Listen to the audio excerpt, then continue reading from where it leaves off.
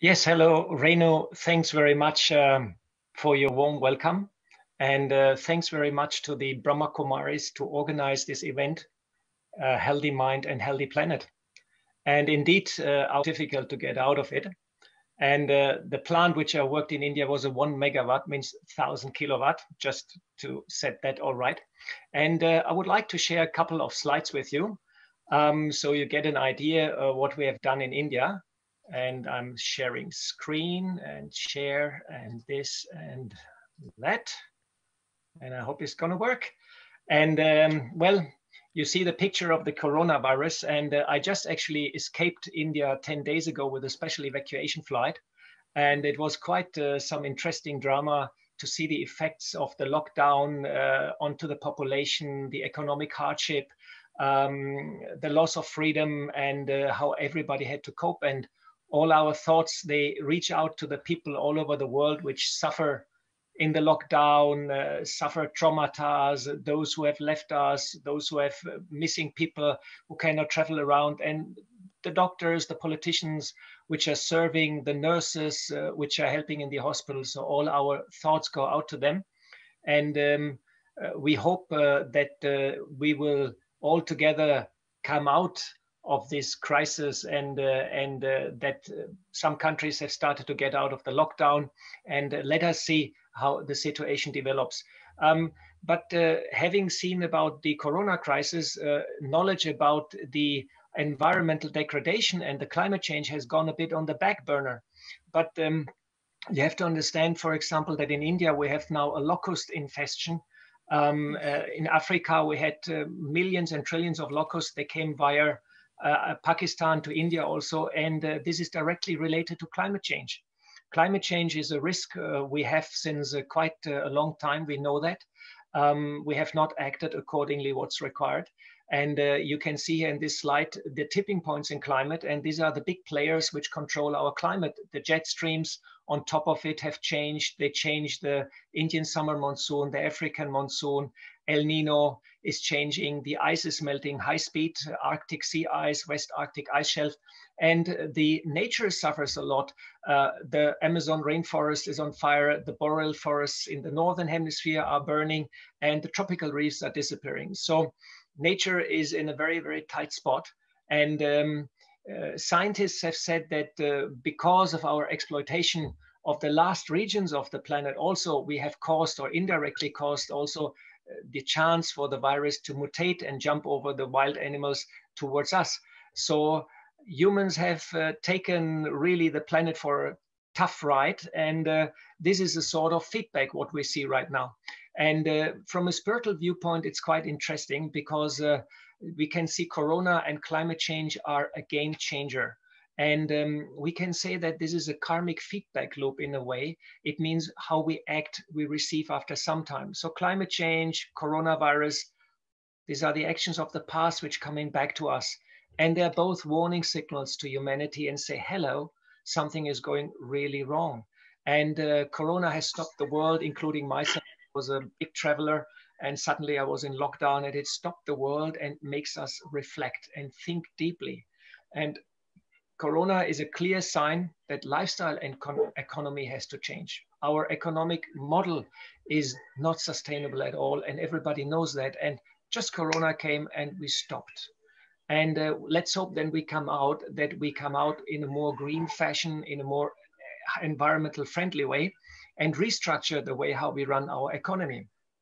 The change that's also quite clear has to be a deep one and has to come from the inside. And we all understand this is the moment of change. This is it. And there is no way this time we can sort of maneuver ourselves easy out. So, but the crisis always has also the potential for some chance. And what is the chance? What can we do? How we can get out of the situation? Well, we have an incredible power of imagination. So what we have to do is we just imagine a good world, a perfect world, because our mind, our inner world, and the outer world are interconnected. And what should we imagine? Let's say peace, love, harmony, perfection, bliss, purity, timeless, and whatnot. A wonderful, perfect world we should keep in our mind. And by visualizing such a kind of world, we change the atmosphere. We change the whole paradigm in us, but we change the atmosphere which we are radiating out. So that's very, very important that we have hope and positive thoughts.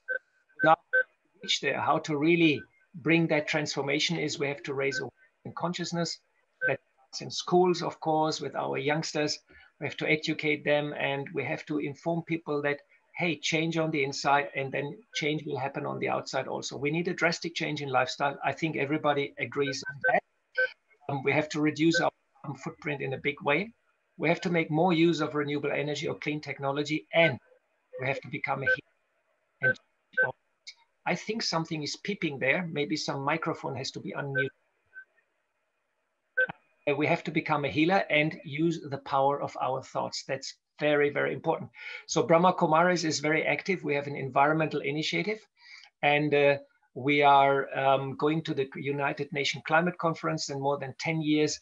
And we advocate the connection between the inside and the outside. And we ask people, change on the inside and then change your action on the outside.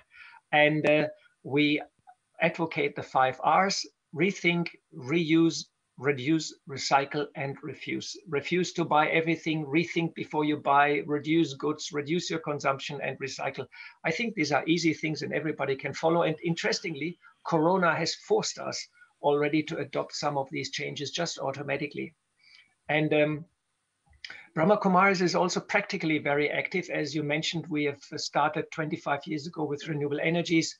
We did photovoltaic systems, a lot of research, and we are a recognized research center.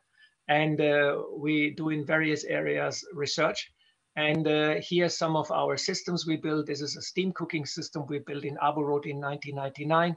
It cooks 35,000 meals every day. It's the biggest solar cooker in operation, I think, right now. And it's now almost, it's 20 years old and 21 years old, and it runs perfectly as on today. We have installed also photovoltaic systems. We have 5,000 meditation centers in India, and more than 600 are running on photovoltaic. And here you see a 50 kilowatt installation. And our recent project was India One. That's a 1 megawatt, means 1,000 kilowatt solar thermal power station with storage. A bit technical. The crucial point in transition to clean energy is storage. We have to store the energy overnight, and this power plant can do that. It was a 12 million euro project, and we got substantial financial funding from the German government and from the Indian government. Thanks a lot to them. And the plant runs then 2 years very, very nicely. I just was visiting 2 weeks ago, and there's a team of 30 brothers and sisters from Brahma Kumaris maintaining the plant and keeps it operational. And you can see here a picture from the top, 770 dishes. They follow the sun, they produce steam, and the steam goes into a turbine. On the right side, you can see also 1 megawatt photovoltaic. So we use solar thermal, we use photovoltaic, and we trained more than thousands of engineers. We had more than 50 workshops there with seminars and workshops with engineers, and we have 100,000 visitors who come and see this technology, and we try to replicate it and roll it out into the country. We work also closely with institutes, research organizations, and universities. And as I said at the UN conferences, we're spreading the information about the technology and what can be done. But now coming to the last point, most important, how to heal yourself and how to heal the world. And I would like to give a short memento to our Dadi Janki. She was the head of institution. She left us about 2 months ago, and I was there in India. It was a very special moment. And she was my teacher and guide for more than 37 years. And many times she supported also our solar initiatives. She helped with money. She helped when we had technical problems or this and that. And she was a wise woman full of wisdom and a real powerful yogi. And she has taught me about the power of meditation. And I would like to share with you some scientific finding. If you meditate, you're able to increase your social competence and emotional intelligence. It deepens your relaxation, improves your creativity, but it helps you to increase your brain cells activity and makes you able to change your neuronal pathways in your brain. It means you're able to change habits and awareness. And this is what we all have to do. We have to answer to this current crisis, and that's how we have to change our habits and our awareness. Meditation is a very, very powerful tool, and what you think matters, because science also tells us the inner world, how I feel, my emotions, and the outer world are connected. quantum physics says if I observe the experiment, I influence the outcome of the experiment. And there have been thousands of experiments in the last 30, 40 years conducted by universities. They're all peer-reviewed, which clearly state our mind, our mental state is connected to the physical reality. Inner world and outer world are connected and interlocked. This is very, very important. And meditation and a change of thoughts is cooling our mind and will enable us to create a new reality and a better world. And coming to the end, I would like to speak for 2 minutes, meditational commentary, a little journey, so you can all join. And please follow and sit relaxed and take a deep breath and concentrate in your forehead. I am a being of light. I am a being of peace and love. I am connecting to the divine. In this connection, I can feel love and peace coming to me and empowering myself. I become peace and light. I'm now focusing to the world around me, to the planet, to all the people who are suffering in Corona crisis, who have fear of losing their jobs, who have not enough to eat, who are living under cruel conditions, to nature, which is suffering under our actions, and to the animals. I give them all my healing touch, my love, God's peace. I now take the world in my hand and see all the souls being there, and I give light to the world and peace to the world.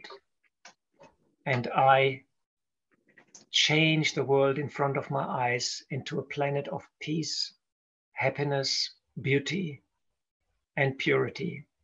This is the new world we all want to go. This is the new world we all want to achieve. My power of thoughts and the connection to the divine helps me to achieve that. This is the path I have to follow, the path of the divine light. So, thank you very much for staying with me for the meditation, and I hope the short informations which I shared with you have given some information that climate change is going on, and this crisis is a call to all of us to change our lifestyle, to change very deeply on the inside and connect to the divine.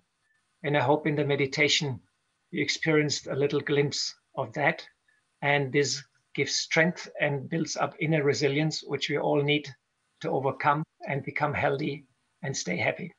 Thank you. Indeed. Thank you so much, Golo. What a